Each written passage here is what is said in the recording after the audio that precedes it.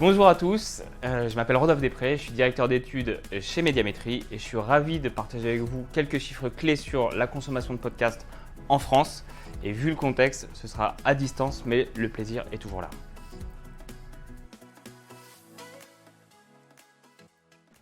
Médiamétrie propose plusieurs mesures pour comprendre la consommation des podcasts. Et je vais m'appuyer ici sur les deux principales pour vous partager quelques enseignements.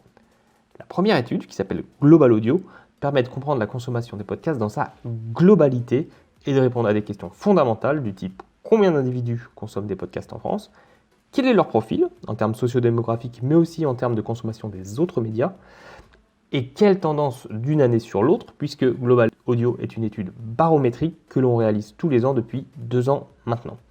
À ce sujet, les chiffres que je vais vous partager ici datent de la dernière vague faite début 2020. La vague 2021 est en cours et on a évidemment tous hâte d'en découvrir les résultats.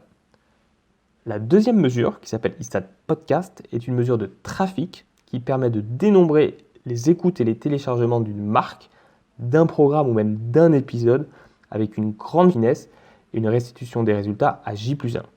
Et ce, quelle que soit la plateforme de diffusion du podcast, on sait très bien que c'est un enjeu important.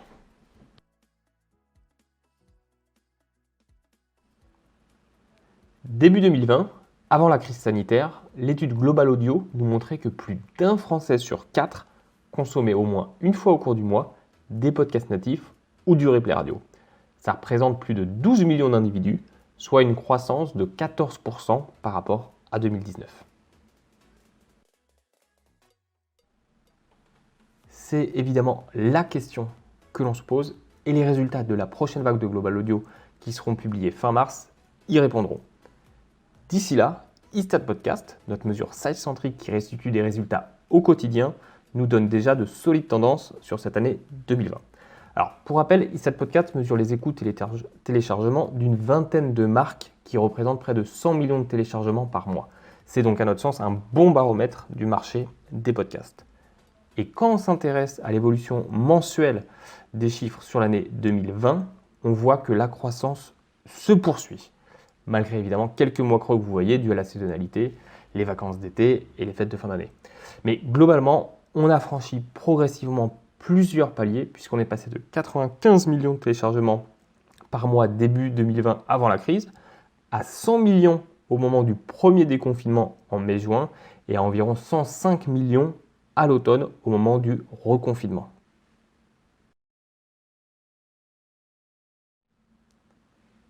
Début 2020, c'est près d'un Français sur 10 qui nous déclarait écouter chaque mois des podcasts natifs.